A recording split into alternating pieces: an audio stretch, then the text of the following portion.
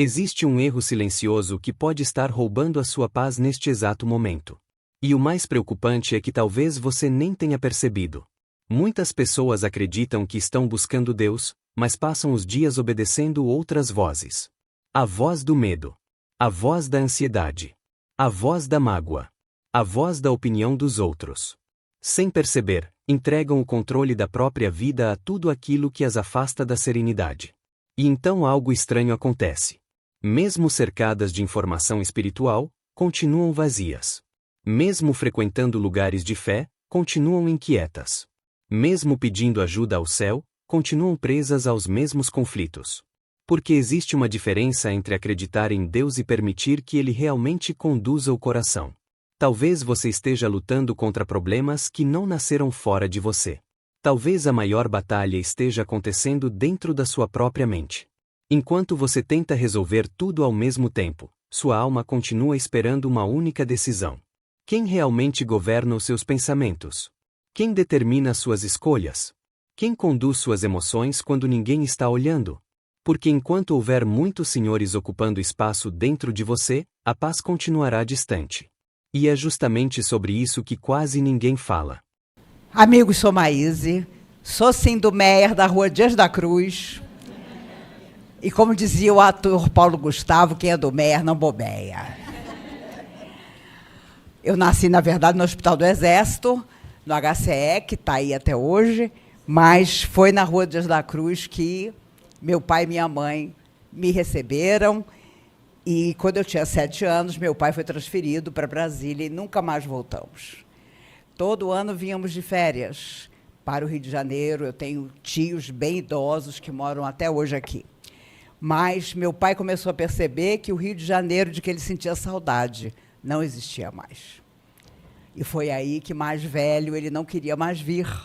E não veio realmente. Ele morreu há 24 anos e sempre guardou na lembrança aquele Rio de Janeiro que era tão fácil de se viver. Porque as pessoas se conheciam, os vizinhos se cumprimentavam, quando faltava água e luz, eu e minha irmã pequenas, minha mãe subia 4 andares carregando balde de água, porque o síndico desligava desligava o elevador. E, quando a luz voltava, ele esquecia de religar. E lá ia ela. E outro dia, aos 89 anos, ela disse para mim, que saudade de eu subindo aquela escada, aqueles 4 andares com vocês duas. Falei, mamãe, não é saudade da situação, não. É saudade dos seus 24 anos. E é a pura verdade, porque nós precisamos, sim, estar sempre antenados com nossa vida para lembrar que, embora o corpo nos dê trabalho, ele é simplesmente um estágio que pode durar até 100 anos, mas vai deixar de existir. E nossa alma eterna vai, com certeza, contar no mundo espiritual o que foi que nós fizemos do coração dos outros.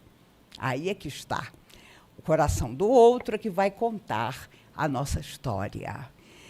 E percebo, porque estou nessa há muitos e muitos anos, que nós espíritas estamos com alguma dificuldade de perceber que precisamos estudar mais, conhecer mais, nos dedicar mais. Ah, eu frequento a casa tal. Que ótimo! Já buscou trabalho na casa que você frequenta? Ah, eu tenho tantas complicações. E eu conheci muita gente, porque eu comecei a fazer palestra aos 16 anos. Eu conheci muita gente que dizia, Maíse, agora meus filhos são pequenos, agora meus filhos são adolescentes, agora eu estou tendo dificuldade no meu emprego, agora meus filhos estão se casando, agora meus netos nasceram. Tudo assim, até que a morte chegou e a pessoa simplesmente não fez nada. Uma vez, Chico Xavier perguntou a Emmanuel, seu mentor, me diga uma frase que o senhor considere a mais dolorosa, a mais difícil de dizer na Terra. Ele respondeu: amanhã serei bom. Porque nós não sabemos se o nosso amanhã é neste corpo ou fora dele. Nós sempre achamos que vamos viver muito, que vamos superar tudo, mas nem sempre.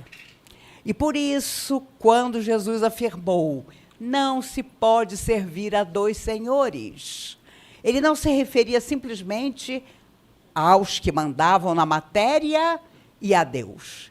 Ele se referia aos valores que nós precisamos ter e, às vezes, buscamos aquilo que não vai nos levar a lugar nenhum. Mas nós estamos interessados em encontrar aquelas lutas que não são para nós, mas nós vamos em busca delas para criar maior dificuldade para os nossos destinos. Quando nos aproximamos de doutrina espírita, que é esse corpo de leis extraordinário, codificado por Kardec, nós nos lembramos de que as forças que existem lutam dentro de nós. Por mais que nós digamos que está lá fora, a dificuldade está dentro do nosso coração. É o velho bem, o velho mal, sempre buscando nos atrair. E sabemos que precisamos, desta vez, nesta vida atual, ter uma decisão. Porque de vidas loucas todos nós tivemos aos montes. E é interessante, uma vez, um rapaz disse para o Chico: Chico, eu estou tão triste. E o Chico: o que aconteceu, meu filho? Imagine que meu filhinho nasceu e um médium disse que ele foi um sapateiro em outra encarnação, Chico. Um sapateiro, daqueles bem humildes. E o Chico riu e disse: que bom, meu filho. Graças a Deus nasceu um sapateiro.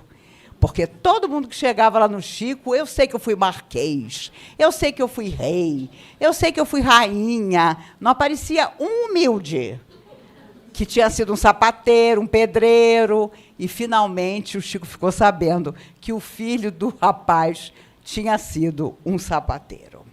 Nós somos o passado em forma de presente, inegavelmente. Muitas das nossas dificuldades emocionais, afetivas, vêm do nosso passado.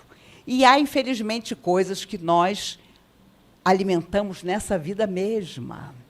Por isso, os amigos espirituais nos dizem: quando os médicos orarem, estarão intuídos para beneficiar aquele que está à frente na consulta, porque praticamente todas as enfermidades estão relacionadas com a nossa emoção. Começam antes dentro de nós, para depois se corporificarem. E não duvidemos, há médicos extraordinários e há médicos que estão longe de entender o seu papel. E, por isso, às vezes, nós encontramos médicos, por exemplo, que não conseguem atinar com um diagnóstico para nós. Uma amiga me contava que ela mora em Brasília, ela foi a uma consulta com um especialista, R$ 1.000 a consulta. Eu me lembro que eu falei para ela: ainda bem que você tem dinheiro. R$ 1.000? R$ 1.000, Maíse. E, claro, a parede do consultório do homem era de veludo. Mas, 20 minutos depois de eu estar à frente dele, ele não tinha levantado o olhar para me olhar. E eu, para chocá-lo, disse: o senhor já reparou que eu uso óculos? E o homem teve um choque, porque ele não tinha olhado para ela. Ela estava sentada na frente dele, buscando uma saída para a dificuldade dela, e ele não sabia que ela usava óculos, porque ele não tinha olhado para ela. E ela morta de arrependimento dos R$ 1.000.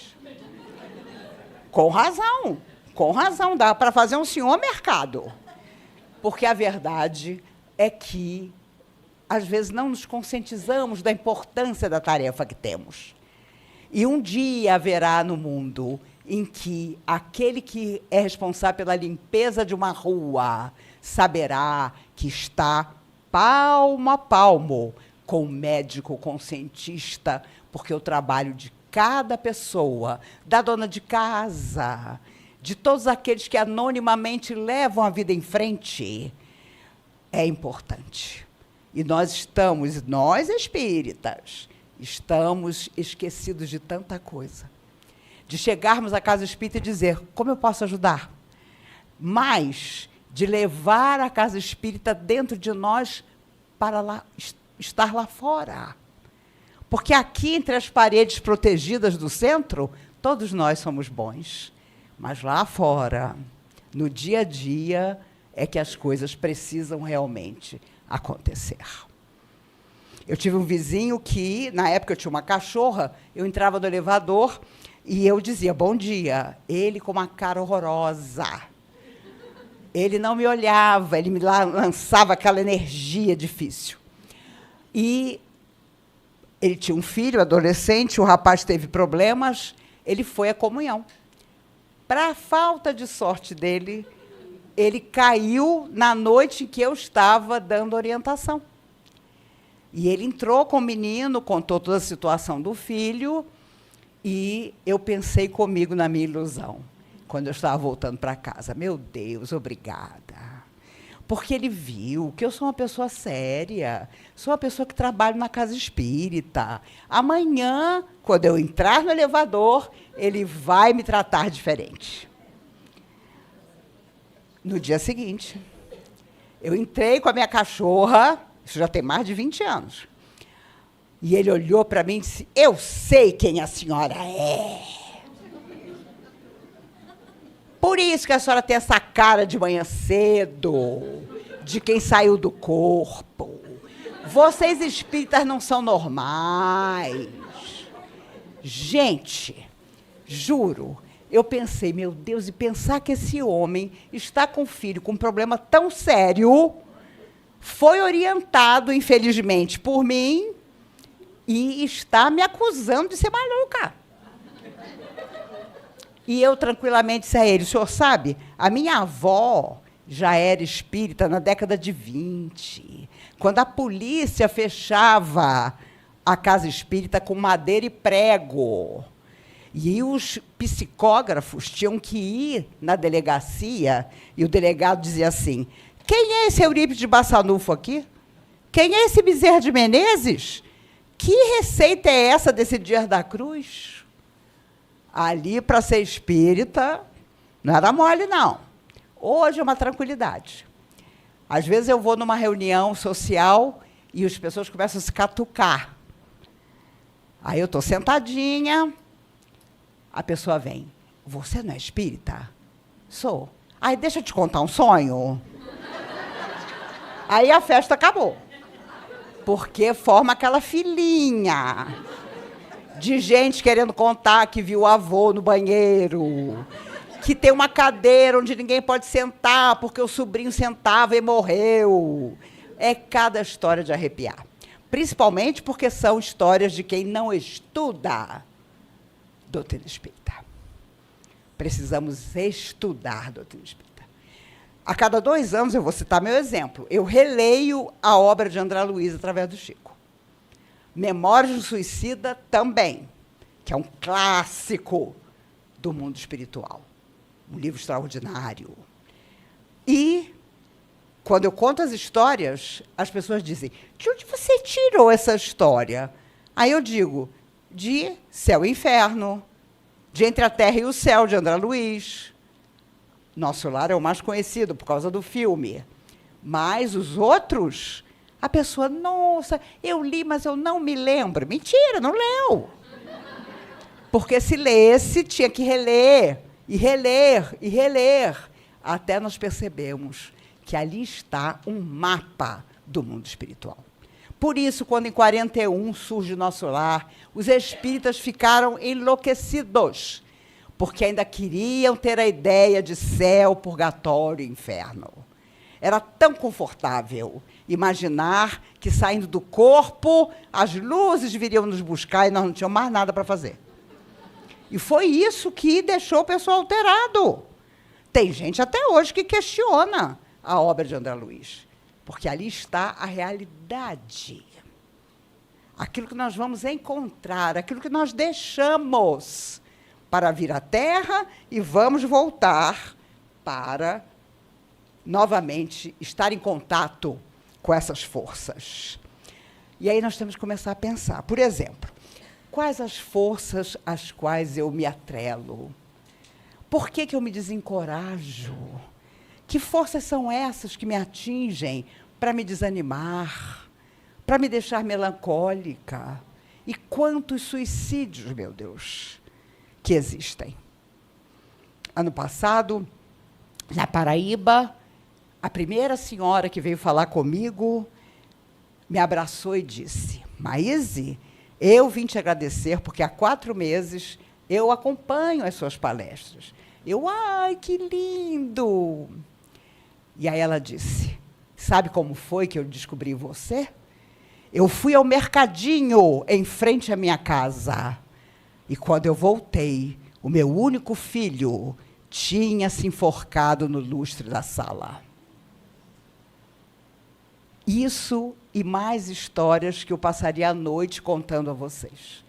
Os jovens estão desistindo de viver, porque estão assediados por influências que querem dominá-los e acabam por dominá-los. Mas, para muitos pais, é tão conveniente que o filho fique no quarto. E ele diz aos amigos: meu filho fica ótimo, porque ele fica na internet o tempo todo. Mas nós não sabemos as influências que ele está procurando. Lá em Brasília, um menino de 9 anos, o pai disse: eu vou lanchar com a sua mãe. Você quer alguma coisa? Quer ir conosco? Não, pai. Traz um sanduíche para mim. Ele fez questão de escolher o recheio do sanduíche. Quando o pai voltou, ele havia cortado os fios do varal de roupas e tirado a própria vida. Com 9 anos. Então, nem adianta dizer: já tinha 16, já tinha 17. Meninos de 9, de 11 estão indo embora. E nós estamos dando que exemplo? Nós estamos convidando o nosso filho a uma campanha Alta de Souza.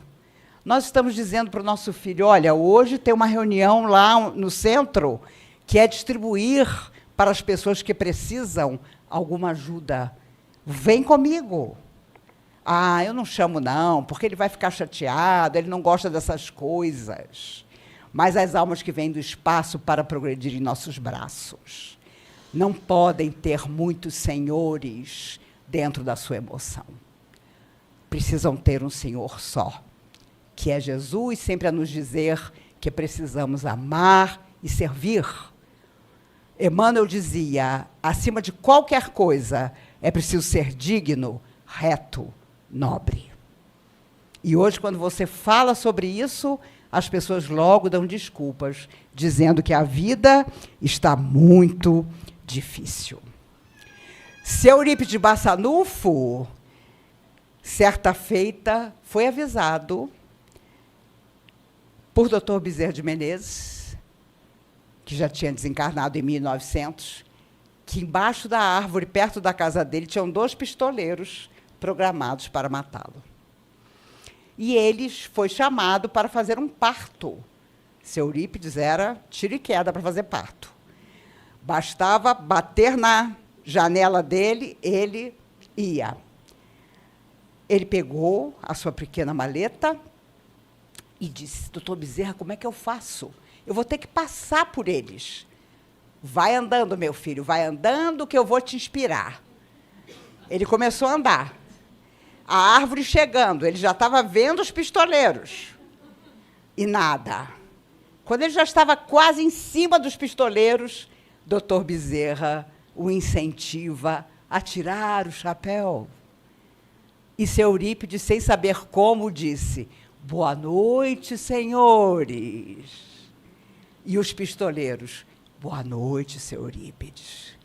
E ele passou, e os pistoleiros saíram correndo, chorando, sem saber por quê que estavam chorando e correndo. Porque as pessoas que dedicam a sua vida ao bem, no último instante da sua luta, da sua tristeza, do seu sonho desfeito, surge a solução. Sempre surge a solução. Eu sou uma devedora de seu Eurípides de Barçanufo por vários motivos. Mas, quando eu tinha 18 anos, eu já fazia palestra há 2 anos, as pessoas elogiavam, né? Nossa, essa menina com 18 anos já faz palestra. Chegavam para os meus pais e diziam, nossa, a sua filha deve ser muito endividada, porque ela já faz palestra com 18 anos. Eu me lembro que o doutor Bezerra disse nessa época que não era só a dívida, não. Existia um merecimento de um estudo feito no mundo espiritual para poder usar a palavra. Mas, seu Eurípides, claro, eu com 18 anos, ele preocupado, disse para mim, minha filha, eu queria lembrar a você uma coisa. A vaidade é um chicote invisível que vai lanhando e tirando as forças de quem se deixa levar por ela. Gente, eu era gorda, eu era feia, eu ia ser vaidosa. Mas ele, sabedor que podia acontecer, de eu ficar me achando muita coisa, me lembrou que a vaidade era um chicote invisível. E é mesmo, porque ao longo de 53 anos de trabalho, eu já vi oradores extraordinários desaparecerem. Porque começaram a acreditar que eles eram insubstituíveis, que eles eram maravilhosos, que sem eles a doutrina espírita não ia para lugar nenhum. E nós não podemos pensar assim. O trabalho é insubstituível para nós. Ali está o nosso local ideal de aprender. É onde ninguém quiser fazer o trabalho, vamos nós fazer esse trabalho. E, geralmente, infelizmente, a maioria das pessoas chega à casa espírita depois de um grande drama, depois de uma grande dificuldade. Paulo de Tarso sabia tanto disso que, uma vez escrevendo a Timóteo, o seu filho do coração, sabendo que Timóteo queria viajar para encontrá-lo, e a viagem era longa, diz na carta, Timóteo, procura vir antes do inverno. Porque, é claro, naquela época, quando o inverno aparecia, ninguém ia para lugar nenhum. E é claro também que Paulo não estava falando do inverno material, climático, mas lembrando a Timóteo que, enquanto ele fosse jovem, ele devia aproveitar para estar com Paulo. Porque Paulo sabia que o tempo dele ia chegar. E por que é que nós esperamos o inverno das nossas lutas, das nossas solidões, para chegar ao trabalho da doutrina? Que antes do inverno nós possamos nos aclimatar ao bem. Perguntar como nós podemos ser úteis. O que nós podemos fazer que ainda ninguém fez, porque falta oportunidade. Porque a pessoa tem o dia ocupado, e se nós não temos, por que não vamos nós nos colocar? Nós que afirmamos saber que somos imortais, que sairemos da morte muitas vezes, da vida nunca sairemos. Então, há muito a fazer. Só ontem a noção do belo e do verdadeiro chegou ao nosso coração. E nós estamos correndo, com certeza, para que não haja mais prejuízo para nós do que já aconteceu em vidas que se foram. Antigamente, quando eu era garota, as pessoas chegavam na casa espírita e diziam assim, eu não tenho namorado, eu tenho certeza que é alguém de outra vida que não deixa eu ter namorado. Ou então chegava e dizia, eu quero saber o que eu fui em outra vida. E a pessoa ficava contrariada se ela não ficava sabendo. E eu me recordo bem de que André Luiz dizia, através do Chico, nunca procure remover a pedra do túmulo, porque sempre cheira mal. E é verdade. Se nós somos o que somos hoje, imagine o que nós éramos em vidas que se foram. Mais egoísmo, mais orgulho, mais vaidade, mais preconceito, mais intolerância. E eu confesso a vocês que eu também caí nessa, Porque eu sempre achei que, a essa altura, eu não estaria fazendo nem prece em casa espírita. Porque um monte de gente jovem teria chegado para falar no meu lugar. Mas a coisa continua difícil. Principalmente para as mulheres oradoras. Quase não há mulheres que usam a palavra. O que é que nós mulheres estamos fazendo, meu Deus do céu? Estamos fazendo esses homens acreditarem que eles mandam no mundo?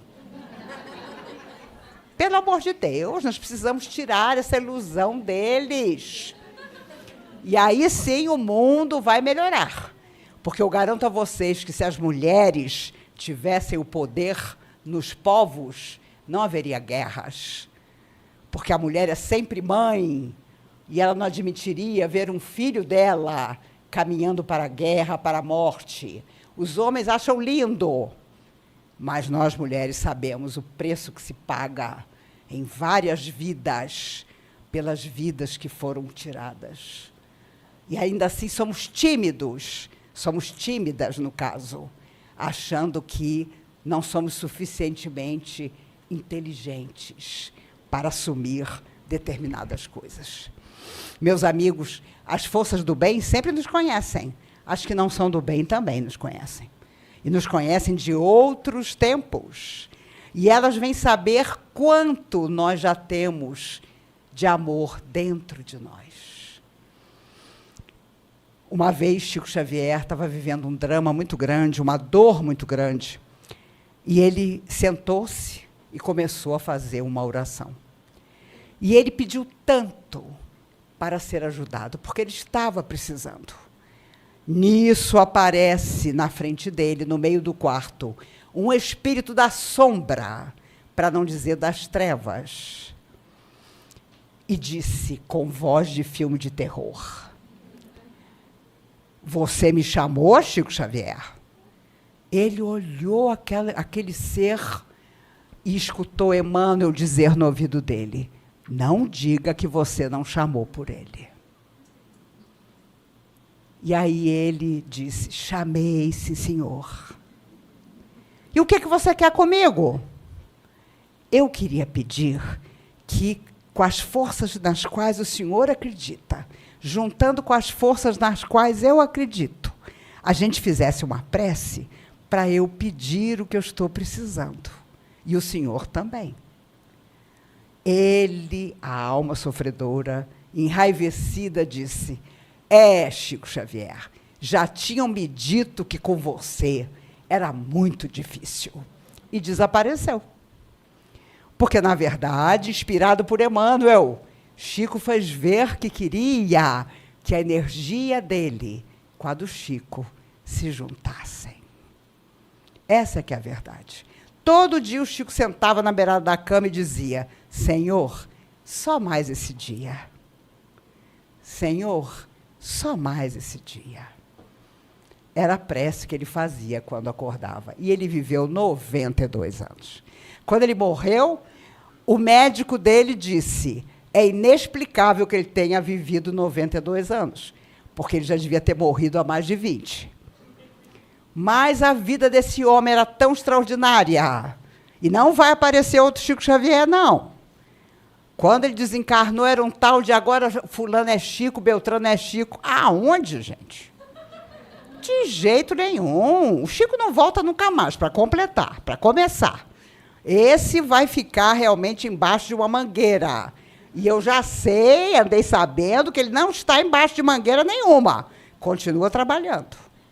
Mas tantas pessoas passaram, porque a tarefa parecia tão longa, porque apareciam tantos senhores para dominar o destino e a energia daquela pessoa, que ela acabava se perdendo.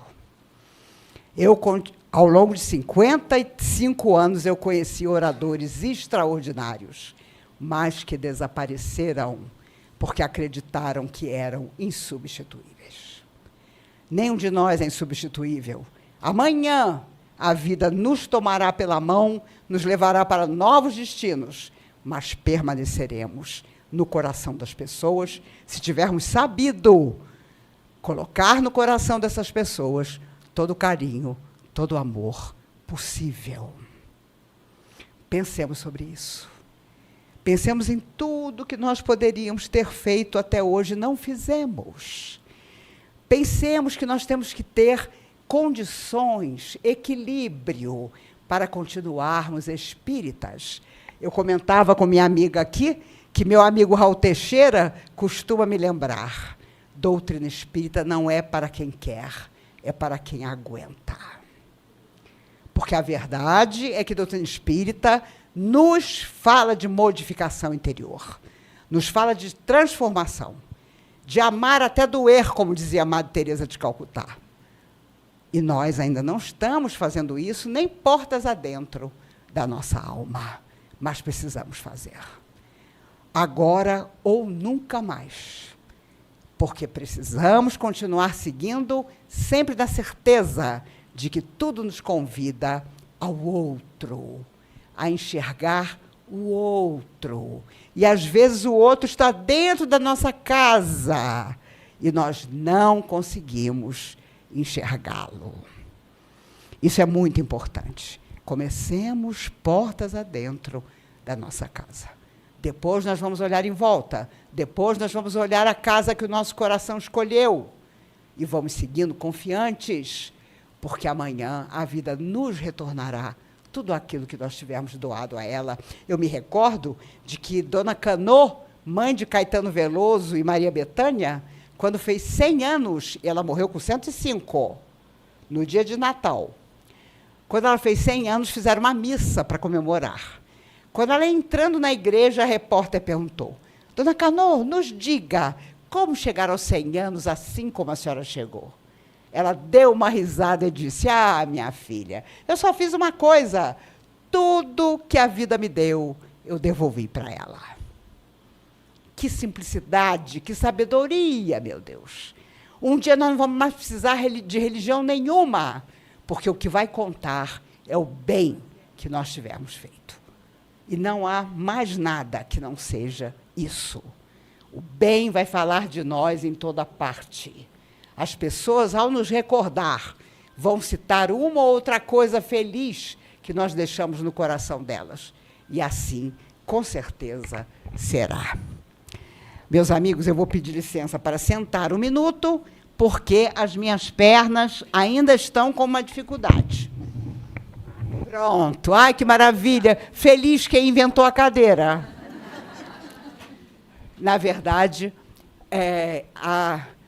está fazendo 3 anos, nesse mês de setembro, que eu... Obrigada, querida. Eu entrei no hospital com uma infecção urinária, mas peguei uma bactéria chamada KPC. Ela mata 98% das pessoas. Eu fiquei nos 2% que não morreu.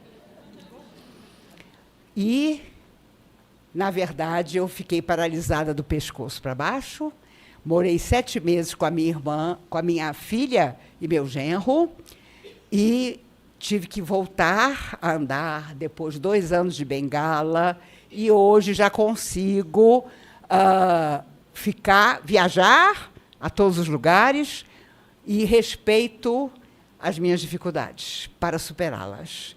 Quando eu vi aquela escada lá fora, eu lembrei do Kung Fu Panda. Eu e ele temos uma ligação tremenda. Porque no Kung Fu Panda 2, ele chega no templo, olha para o alto e diz: minha inimiga, a escada. Mas, por incrível que pareça, a escada de vocês, eu subi bem. Aí eu falei: gente, vai dar alguma coisa. Não, eu subi bem. E as meninas são tão generosas que todas queriam ficar atrás de mim. Eu falei: não, vão na frente, porque se eu cair, eu mato uma. A verdade, meus amigos, é que fiquei sabendo há pouco tempo por um amigo médico, que depois se descobriu, e o hospital fingiu que não sabia, que eu peguei o KPC usando aquela bolsinha de fazer xixi. O cânulo dela estava contaminado pelo KPC. E ele me contou, esse amigo médico, que tanta gente pegou este KPC que a fábrica a cada 10 dias agora é obrigada a trocar tudo de cada paciente que está internado. Eu perdi 70% da minha audição. Eu só escuto 30% aqui, 30% aqui. E aí, quando você vai comprar um aparelho, para não ficar completamente surda, o responsável diz, 35 mil. Aí eu falei para minha única filha, Mariana, me leva para o hospital, que com certeza eu estou infartando. 35 mil. E foi muito interessante, porque minha filha tem 41 anos, é psicóloga clínica, conhece a mente e o coração das pessoas, começou a dizer para ele, o quê? O senhor vai cobrar da minha mãe 35 mil por um aparelho para ela voltar a escutar? Eu sei que ficou por 10. Porque você tem que chorar. Mas aí você percebe que é por isso que o Brasil, infelizmente, é um país com tantos surdos, com tantas pessoas sem dente, nenhum na boca, porque tudo é caríssimo. Ah, o SUS é maravilhoso. É verdade. Mas é complicado você esperar o exame do SUS, porque demora.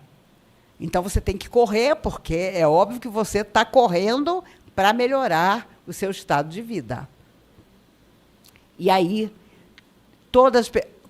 em todos os lugares do Brasil onde eu ia, Maíse, conta o que aconteceu com você. Eu não aguentei mais.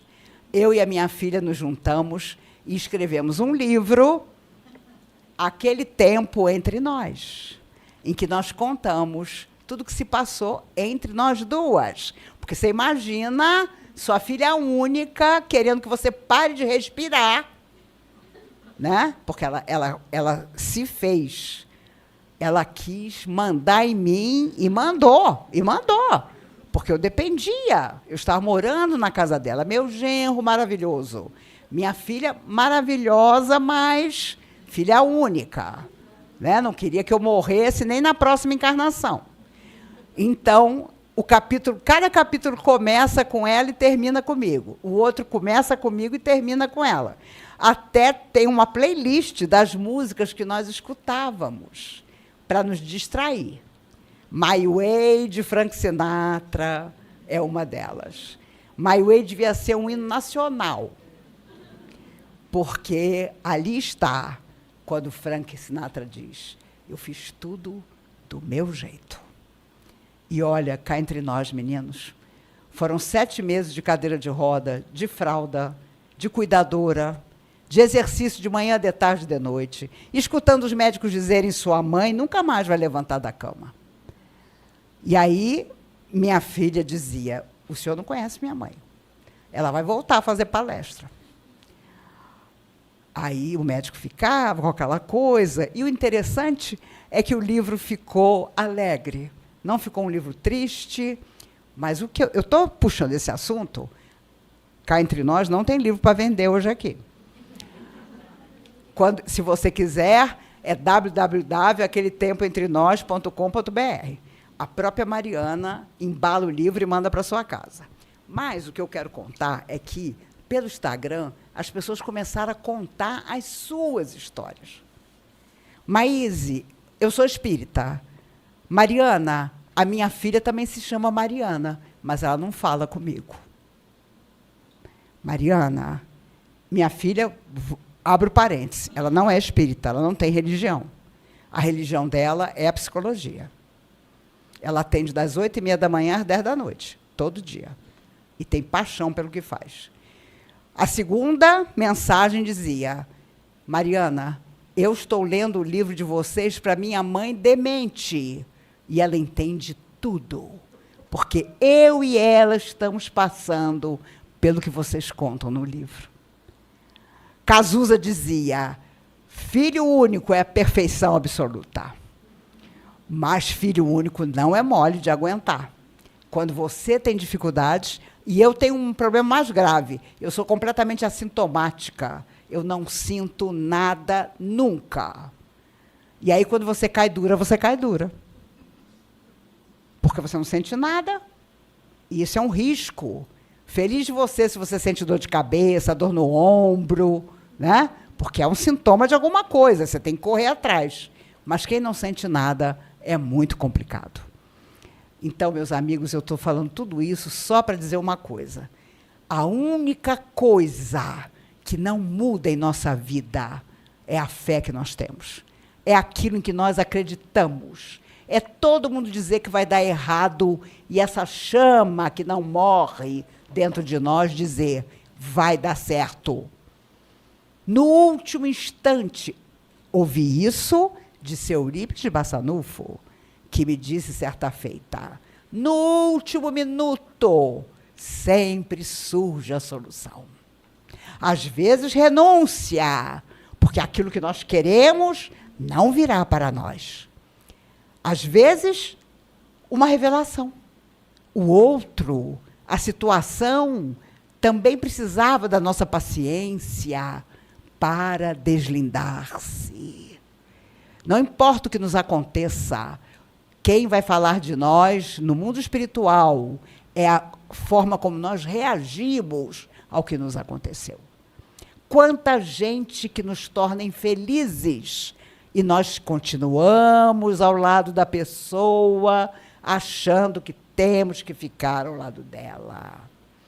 Olha, minha avó contava que na época dela, espírita, e ela morreu com 90 anos, ela viu muita coisa. As mulheres chegavam machucadas na casa espírita. E na hora que os orientadores iam conversar, a pessoa dizia, não se preocupe, eu sei que meu marido é uma cruz que eu tenho que carregar. Apanhando. Sabe? Como que nós chegamos a 2025 sendo preconceituosos com o outro, sendo intolerantes com o outro? Será que nós não aprendemos nada, meu Deus? Será que a Terra não avança, não evolui? Quando Chico Xavier esteve conosco em Brasília, em 1976, ele pediu para ver Brasília do alto.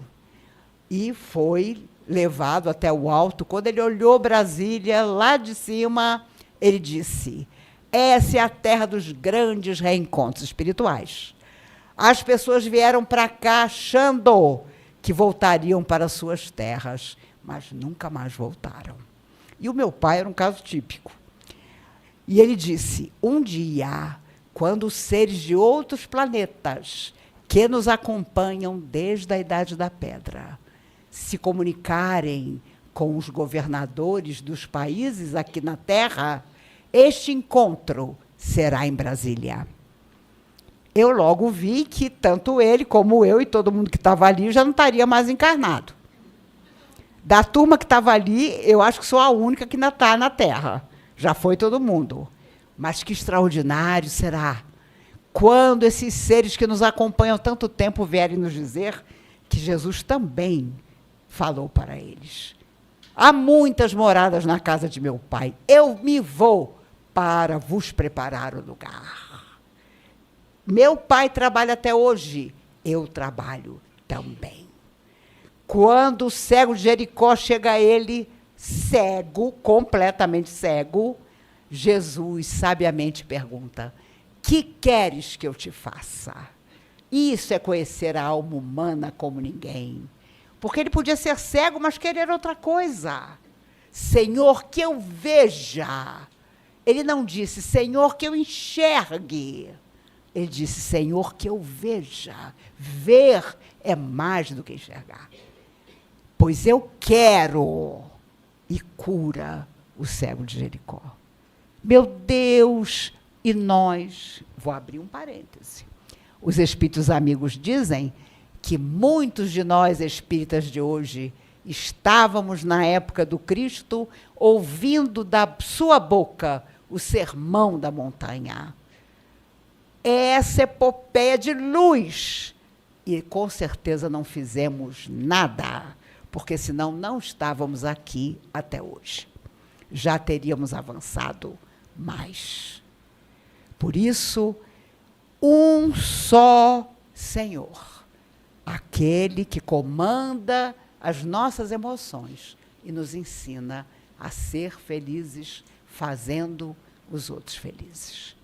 Vamos repensar o que a doutrina espírita está nos auxiliando a ser e a fazer.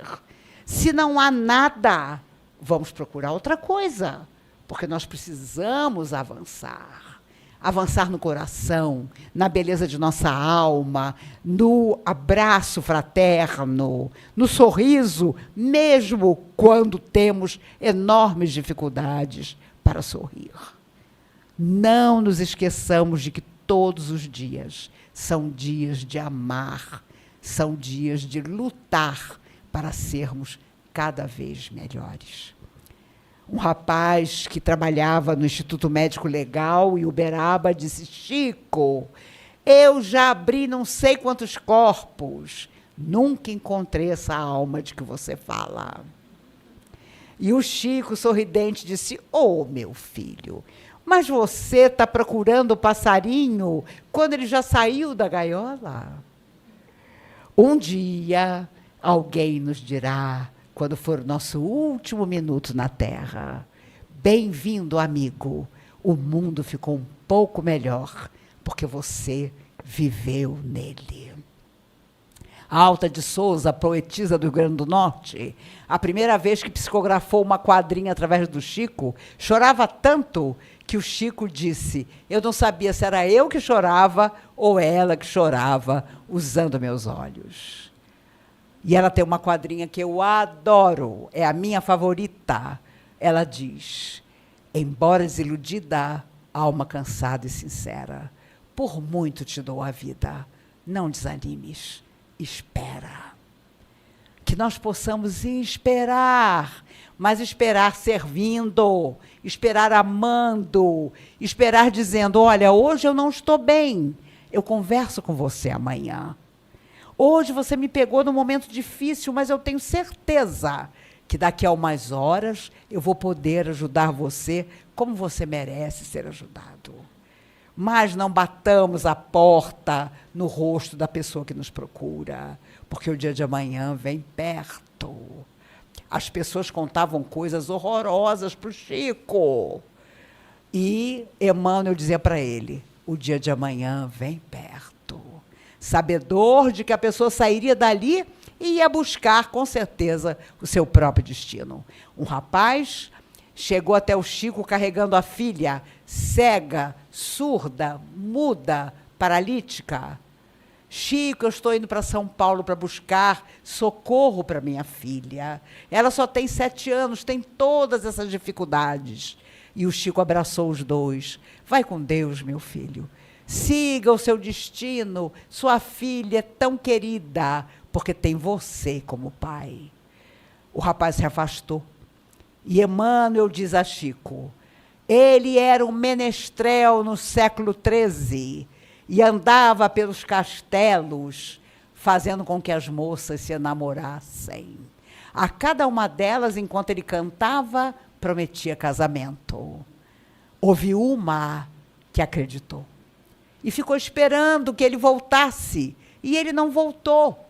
Ela então se lança de um abismo, inconformada com a ausência do rapaz que ela amava.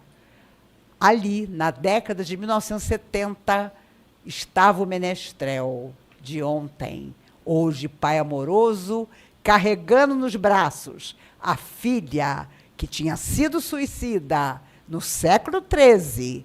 Agora os dois se reencontraram para seguirem juntos, resgatando seus débitos para serem um dia felizes. Primeiro sejamos bons. Frase de Dr. Bezerra de Menezes. De Dr. Bezerra de Menezes. Desculpe, seu Eurípides. Frase de Eurípides Bassanufo. Primeiro sejamos bons, depois nós seremos felizes. No livro Instruções Psicofônicas, da década de 50, em que Chico não psicografava, os espíritos falavam através dele. Isso durou 3 anos, até que Emmanuel acabou com a confusão. Disse logo: chega, porque a mensagem deve ser através do médium, é pelo lápis. Olha a disciplina. Mas o livro ficou maravilhoso, porque Arnaldo Rocha, já está no mundo espiritual também, juntou as mensagens e o livro chama-se Instruções Psicofônicas. Há uma mensagem de seu Eurípides Bassanufo ali, maravilhosa, em que ele nos fala da beleza de sabermos que servimos a Jesus, que somos os representantes dele na Terra, porque o nosso coração escolheu isso. E no finalzinho da mensagem, ele diz: hoje, nesta vida, é preciso ser mais do que pó. Eu já li essa mensagem milhares de vezes, porque cada vez que eu penso que nós já fomos só pó, nós percebemos a necessidade de nos iluminarmos. Porque pó nós já fomos e seremos sempre, mas é preciso que haja luz, que possamos passar a luz. Eu vou ser cremada, e minha filha perguntou: mãe, o que eu faço com as suas cinzas? Eu falei para ela: liga o reverso do aspirador de pó e está tudo resolvido. Porque eu tenho certeza que eu vou estar tão longe que eu não vou querer saber o que foi feito das minhas cinzas. Às vezes o meu corpo me dá dificuldades, eu já digo logo: corpinho, se prepare, você vai virar pó. Mas ele não se deixa bater. Façamos isso, meus amigos. Quando alguém nos pedir a túnica, vamos ceder a capa. Quando alguém nos disser: caminha comigo 1000 passos, vamos caminhar mais 1000. Nos arrependeremos de qualquer coisa, mas nunca do momento de silêncio na hora certa, do olhar que enxergou o outro que precisava de você. E quando a pandemia começou, eu me lembro que eu pensei: meu Deus, agora a humanidade vai evoluir. Meu Deus, foi o maior engano da minha existência. Nem com meus namorados eu me enganei tanto. Porque, gente, quando a pandemia acabou, um vizinho não olhava para o outro. As pessoas não se olhavam dentro da própria casa. Tem gente que brigou naquela época que até hoje está brigado. O que é isso, meu Deus do céu? Aí começam as loucuras, né? As pessoas aparecem na internet dizendo: como nós não aprendemos nada com a pandemia, Deus vai mandar coisa pior. Eu tenho vontade de morrer quando as pessoas falam uma barbaridade dessas. Nós deveríamos, sim, desde sempre, ter aprendido a dor do outro, por que não será nossa amanhã? Então, vamos ajudá-lo agora, para que amanhã nós não precisemos passar pelas lutas que eles estão passando. E eu tenho certeza absoluta, meus amigos, que tanto eu como vocês estaremos ainda melhores do que estamos hoje, da próxima vez que nos encontrarmos. Em 2026, eu não venho ao Rio. Mas 2027 eu venho. Para comemorar 70 anos de vida, 55 anos de mediunidade e pegar o meu chapéu. Passar o meu chapéu para os outros. Tem tanta gente com carinha de orador aqui. E os homens também, não fiquem tímidos. Basta, meus amigos, dizer: Senhor, perguntaram uma vez para o Chico: Chico, quando você faz uma bobagem, porque tem gente que consegue perguntar isso para o Chico Xavier, como que você faz? Aí o Chico: não, quando eu cometo algum erro, eu não tenho dúvida. Eu acordo de manhã, olho para o céu e digo: Senhor, aqui estou eu, mais uma vez. Oh, meus amigos, que todos os dias, não importa o que aconteça, nós possamos dizer ao nosso coração: vamos nós juntos, mais uma vez. E eu tenho absoluta certeza de que um dia, seu Eurípides Bassanufo, no mundo espiritual, vai nos reconhecer como trabalhadores da casa que levava o seu nome. E vai nos perguntar o que foi que nós fizemos. E parece tão longe esse dia, mas pode não estar tão longe. Parece que nunca vai acontecer, E vai acontecer. Por isso que nesta hora nós possamos dizer, olhando nos olhos dos nossos protetores, eu fiz do meu jeito, mas sem nunca esquecer que Jesus era o amigo incondicional de todos os meus instantes. Que Ele nos guarde, que nos abençoe. Agradeço demais a vocês a paciência com que me ouviram. Volto a palavra para essa querida. Meu Deus, eu estou impressionada, as mulheres do Rio de Janeiro não envelhecem.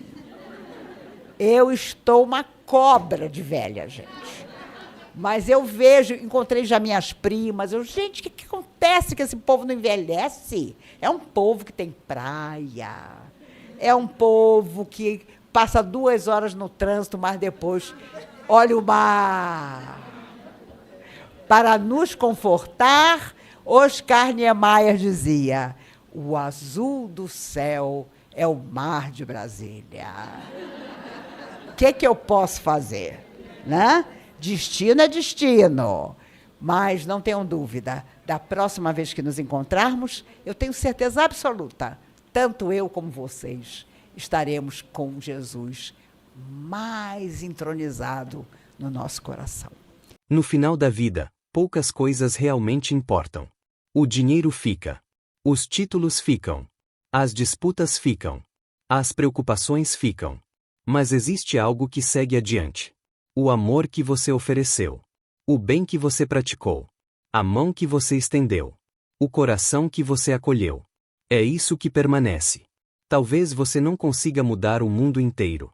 Talvez não consiga resolver todos os problemas que o cercam. Mas pode transformar a maneira como responde a eles. Pode escolher a compaixão em vez da revolta. Pode escolher a fé em vez do desespero. Pode escolher a luz em vez da escuridão. A grande pergunta não é quantos anos você vai viver. A grande pergunta é quem está conduzindo sua caminhada neste momento. Porque todos nós servimos a alguma coisa. Todos nós obedecemos a alguma voz. E a qualidade da nossa vida depende exatamente de qual voz escolhemos seguir. Quando existe apenas um Senhor no coração, o medo perde força. A ansiedade perde espaço. A dúvida deixa de comandar. E a alma finalmente encontra direção. Talvez seja essa a mudança que você precisava ouvir hoje.